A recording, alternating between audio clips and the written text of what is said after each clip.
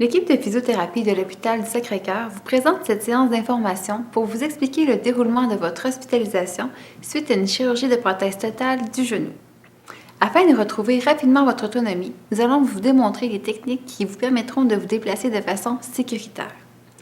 Nous allons également vous enseigner quelques exercices qui vous permettront de participer activement à votre réadaptation. Vous pourrez débuter ces exercices avant la chirurgie et les poursuivre après l'intervention. Il est important de savoir que l'activité physique et l'autoprise en charge sont primordiales à une récupération rapide et optimale.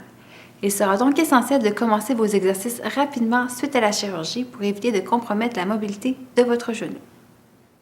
Il est essentiel de regagner l'amplitude complète du genou, tant en flexion qu'en extension, dans les premières semaines suivant la chirurgie pour éviter les risques d'ankylose. Commençons par regarder le positionnement adéquat au lit. Il est important d'adopter une bonne position lorsque vous êtes couché dans votre lit pour éviter l'ankylose. Lorsque vous êtes couché dans votre lit, votre genou devrait être en extension complète. Il faut éviter de mettre un coussin sous le genou car ceci peut mener à la perte de l'extension complète du genou. Si votre jambe a tendance à tourner vers l'extérieur et ainsi créer une petite flexion du genou, vous pouvez mettre un oreiller ou encore un rouleau de serviette sur le côté de la jambe afin de maintenir votre jambe droite et de garder les orteils vers le plafond. Il est également possible de placer un oreiller sous la cheville afin de garder votre genou en extension. Vous devez également éviter de placer votre lit électrique en position lazy boy. Comme nous vous l'avons déjà dit, la mobilisation précoce est importante suite à une chirurgie de prothèse totale du genou. Vous serez donc appelé à effectuer votre premier lever au fauteuil la journée même de la chirurgie, en soirée.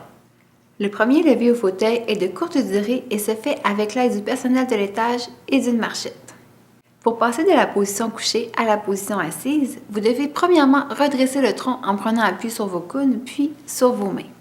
Une fois assis, faites glisser votre jambe opérée vers le bord du lit, puis votre jambe saine. Le préposé pourra vous aider pour ce mouvement si nécessaire. Vous pouvez également utiliser votre jambe saine pour vous aider.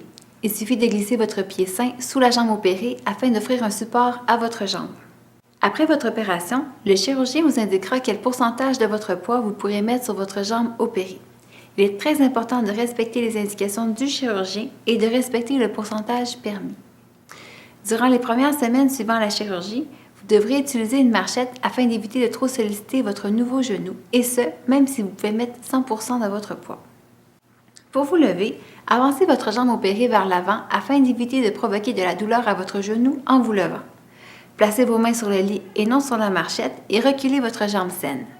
Pour vous lever, vous devez utiliser vos mains ainsi que votre jambe saine tout en gardant votre jambe opérée devant vous. Une fois debout, placez vos mains sur la marchette.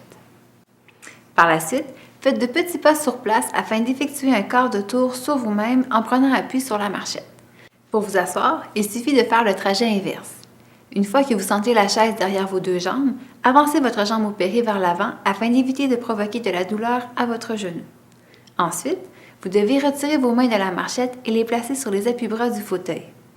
Contrôlez votre descente à l'aide de votre jambe saine et de vos bras. Une fois assis, faites glisser votre pied vers l'arrière afin de plier votre genou. Le lendemain de la chirurgie, on vous demandera à nouveau de vous asseoir au fauteuil pour le déjeuner. Votre première séance de physiothérapie aura lieu en après-midi. Vous serez amené au service de physiothérapie en fauteuil roulant. Lors de la première séance, une physiothérapeute vous apprendra comment vous déplacer de façon sécuritaire entre les barres parallèles, puis avec une marchette. Pour débuter, avancez la marchette, puis votre jambe opérée. Pour déplacer votre jambe saine, vous devez répartir votre poids sur vos mains et sur votre jambe opérée selon le pourcentage de poids permis et selon votre douleur. Au début, il n'est pas nécessaire de faire de grands pas. Il est suffisant d'amener le pied de la jambe saine à la même hauteur que le pied de la jambe opérée. Assurez-vous de toujours rester au centre de la marchette. Lors de votre première séance, vous aurez également des exercices à faire. Ces exercices ont pour but de récupérer la mobilité et la force de votre jambe afin de faciliter vos transferts et vos déplacements et ainsi vous permettre de reprendre vos activités plus rapidement. Ces exercices sont essentiels à votre récupération. À l'intérieur de la documentation remise aujourd'hui, vous trouverez un programme d'exercices qui devra être débuté sans aucun risque dès les premières heures suivant la chirurgie. Voici les exercices que vous aurez à faire par vous-même dans votre lit. Effectuez des rotations des chevilles afin d'activer la circulation et ainsi diminuer les risques de thrombophlébite. Écrasez l'arrière de votre genou contre le matelas tout en ramenant les orteils vers vous. Maintenez la contraction 5 secondes, puis relâchez. Ensuite, pliez lentement le genou en gardant le talon sur le matelas. Vous pouvez vous aider d'une serviette. Pour le prochain exercice, glissez un rouleau de serviette sous le genou. Ensuite, étendez votre genou afin de décoller le talon du lit en gardant le genou appuyé. Gardez la position 5 secondes, puis redescendez. N'oubliez pas de retirer le rouleau à la fin de l'exercice. Lorsque vous êtes assis au fauteuil, faites glisser votre pied vers l'arrière sans soulever votre fesse afin de plier votre genou. Idéalement, vous devriez avoir votre extension complète et pouvoir plier votre genou minimalement à 90 degrés dès la 3e journée suivant la chirurgie.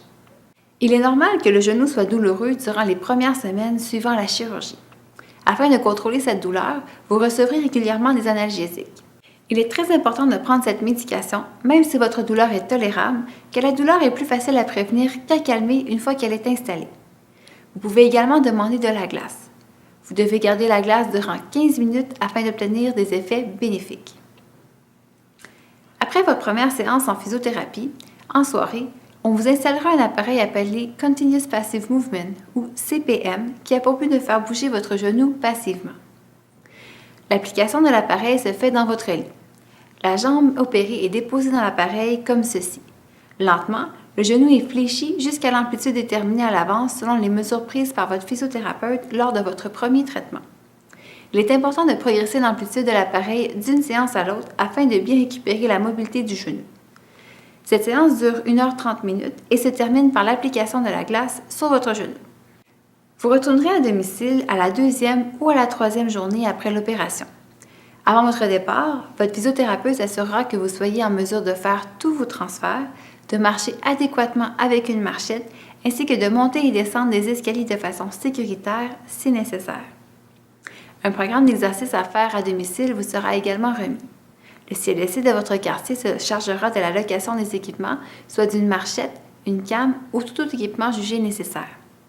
Un physiothérapeute du CLSC se rendra également chez vous à raison de 2 à 3 fois par semaine pour assurer la progression des exercices et faire le suivi de votre condition. Il est très important de poursuivre quotidiennement le programme d'exercice remis à votre congé afin d'optimiser votre récupération et d'éviter les complications. Finalement, il est fortement recommandé d'apporter des souliers adéquats. Idéalement, ils devraient être confortables et fermés, mais pas trop ajustés car votre pied pourrait être rempli durant les premiers jours suivant la chirurgie. On vous recommande également d'apporter des vêtements amples et confortables pour vos séances de physiothérapie. Vous avez maintenant les outils nécessaires pour prendre en main votre réadaptation. N'hésitez pas à revoir ces conseils après votre chirurgie car ils seront essentiels à la récupération rapide de votre autonomie.